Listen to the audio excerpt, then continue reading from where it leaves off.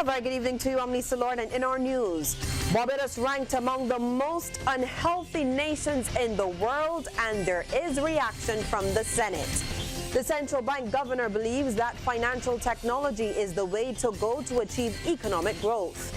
The QEH is fighting manpower and equipment shortages. Donations over the years have only helped a little. And in sports, SMS Cougars end the athletic school term on a high. Broadcasting from our studios in the Pine St. Michael, this is CBC News Night, starting now.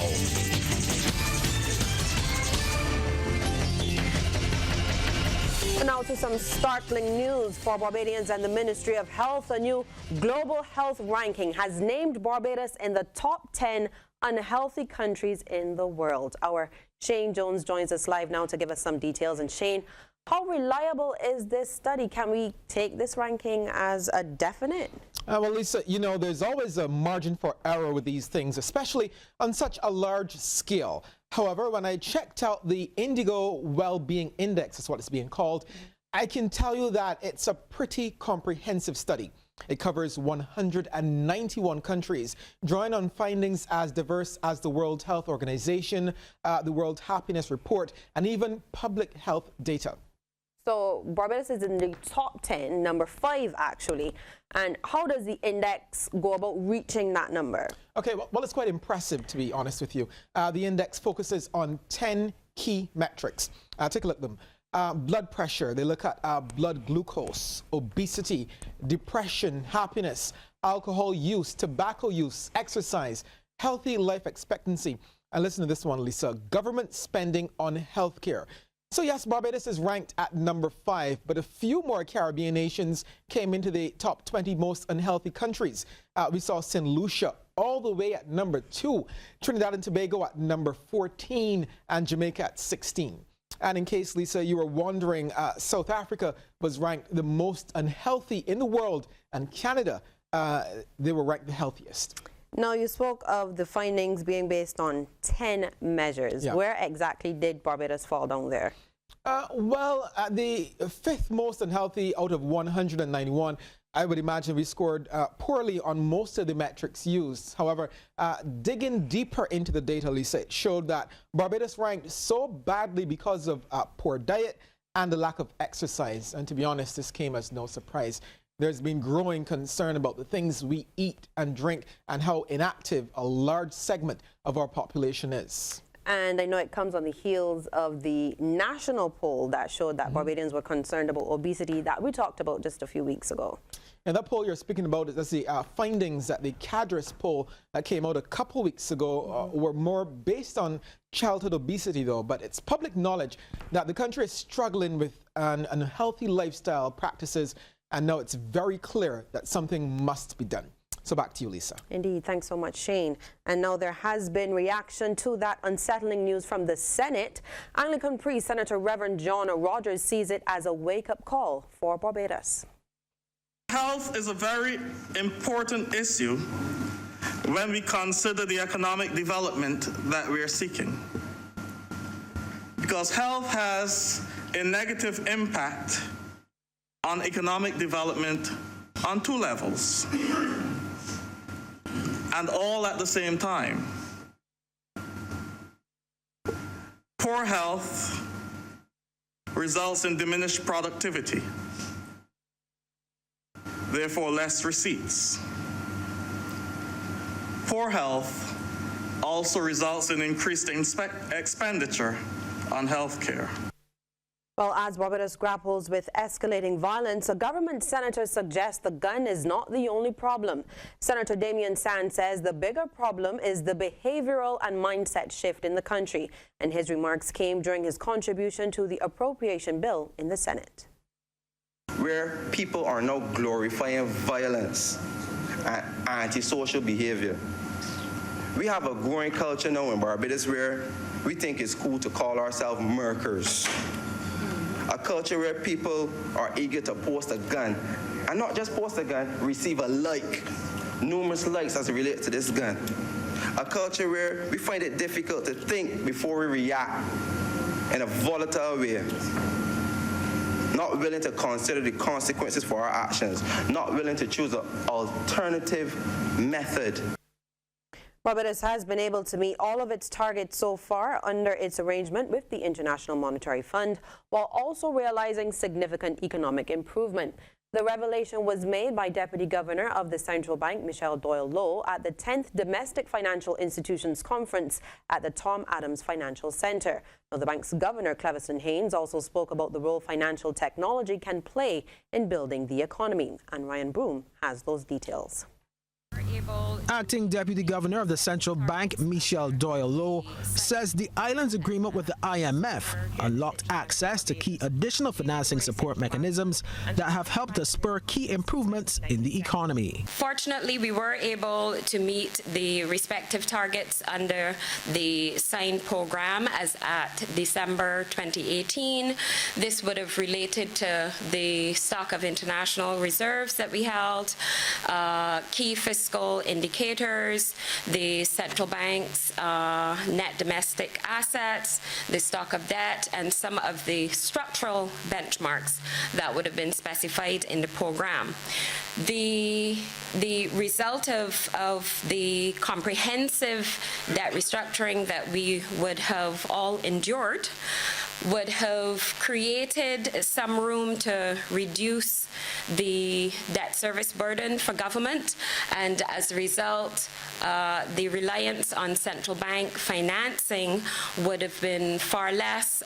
Meanwhile, in his remarks, Central Bank Governor Cleviston Haynes looked at some key developments in financial technology that he says could improve the way business is done in Barbados, especially in terms of payment systems.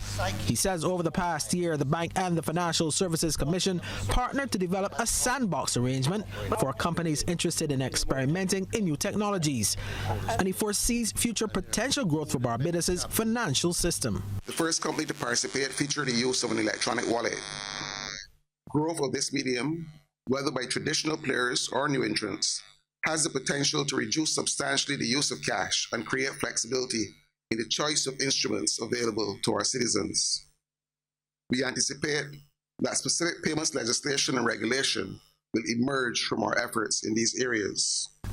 The governor also believes that going forward, Barbados must re-examine its business model. Ryan Broom, CBC News. What's Trending is brought to you by Trident Insurance. We treat you like family. And we say good evening now to Lisa Broom in our social media corner. Hi Lisa, welcome to Watch Trending. Now, it's always good to reach out and lend a helping hand to those in need, right? So maybe after this video, some of us may be inspired to do just that. Take a listen to Stephen Archer's story. He's appealing for help so that he won't end up on the streets. Let's take a look. A telephone pole fell on me in 1997 and I had a fracture above my eye and a collapsed lung and my scapulars were damaged. And I also sustained damage to my spinal cord.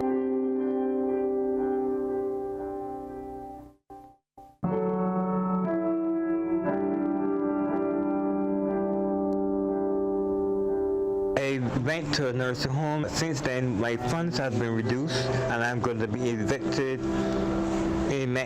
by the end of this month. I have nowhere else to go. I don't know what to do.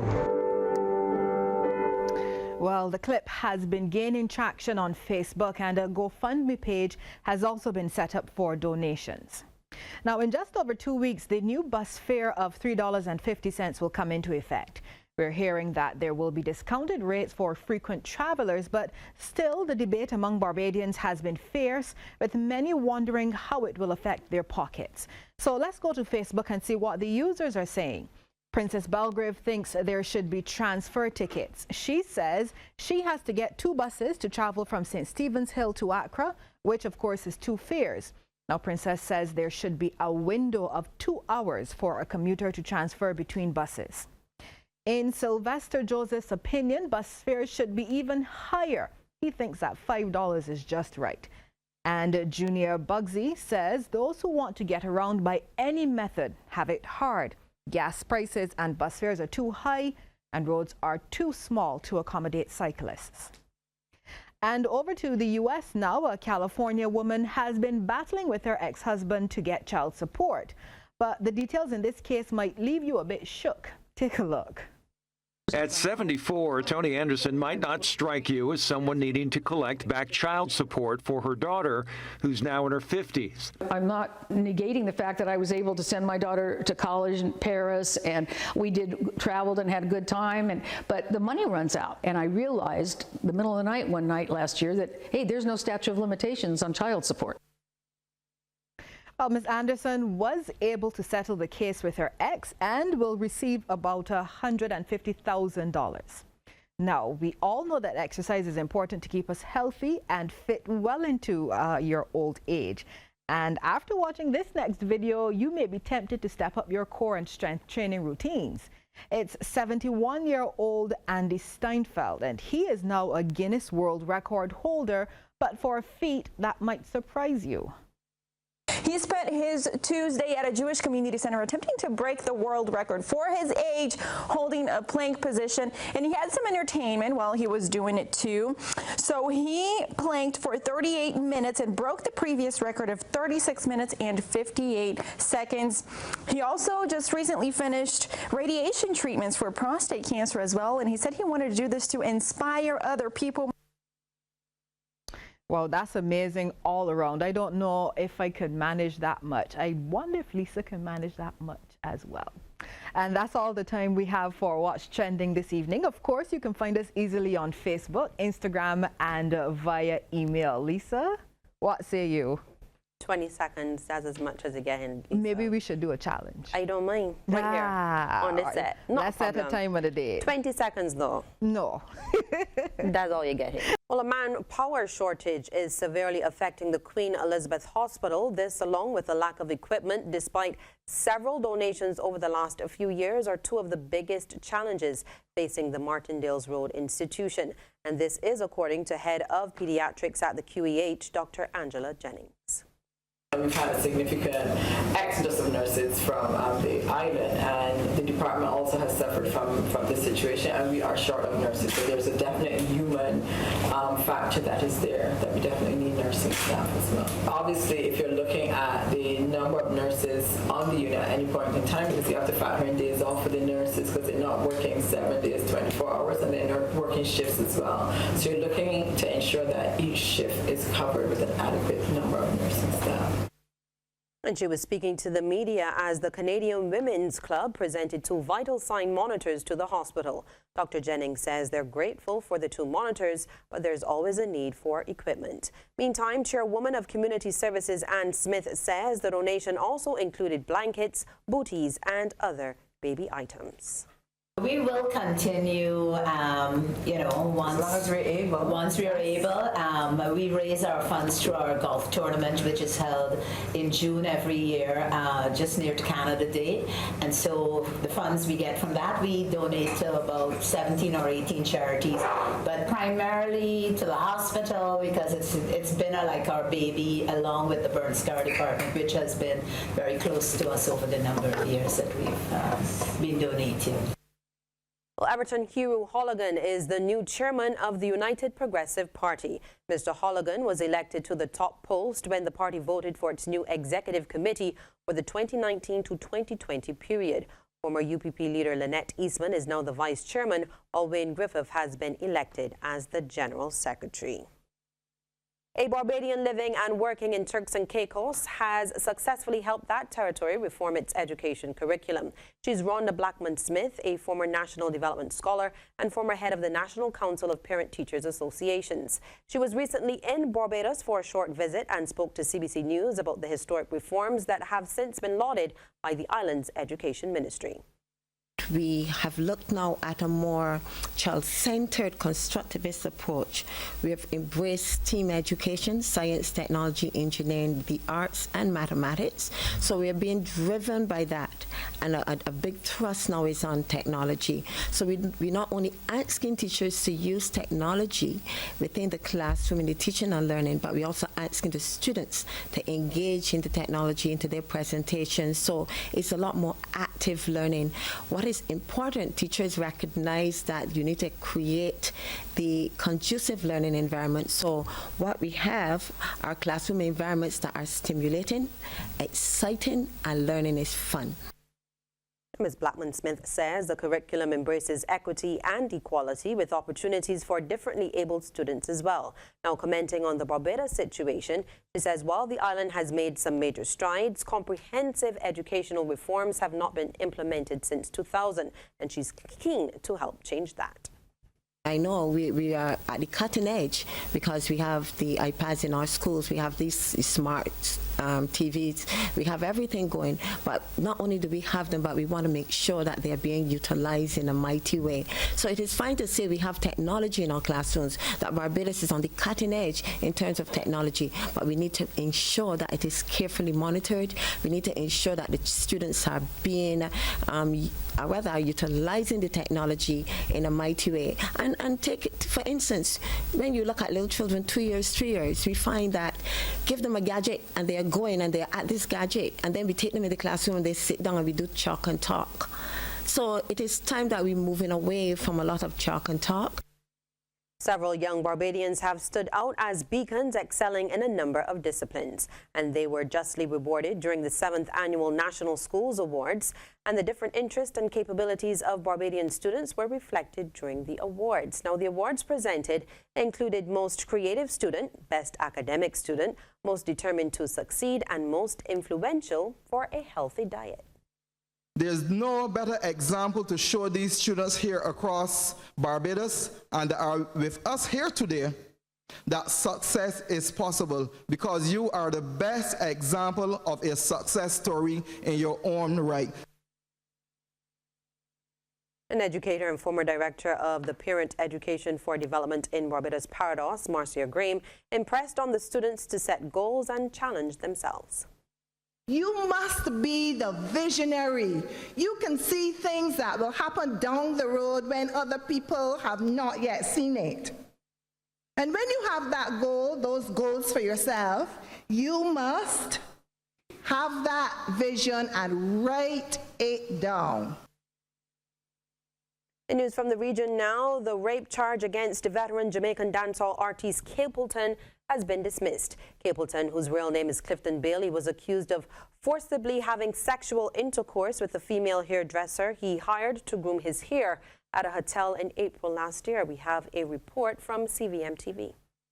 Clifton Bailey, also known as Capleton, has been under fire to prove that he is not a rapist. His reputation and career were at stake after a sexual assault case was brought against him in April 2018. On Tuesday, the charges against him were dismissed. Capleton's attorney Christopher Townsend told CVM Live that charges were dropped after committal proceedings in the Kingston and St. Andrew Parish Court found that there was not enough evidence against him. Committal proceedings are held in court to determine whether there is sufficient evidence for a defendant to stand trial. From a layman's perspective, there is no evidence at all. The evidence that is required, that is a minimum of evidence for the matter to be transferred or committed to the circuit court for him to stand trial, was not there. The veteran dancehall entertainer known to many as the Fireman was reportedly ecstatic after the judgment. Capleton, perhaps feeling a bit burnt out after months of anxiety over the matter, reportedly left the court to go home and get some rest.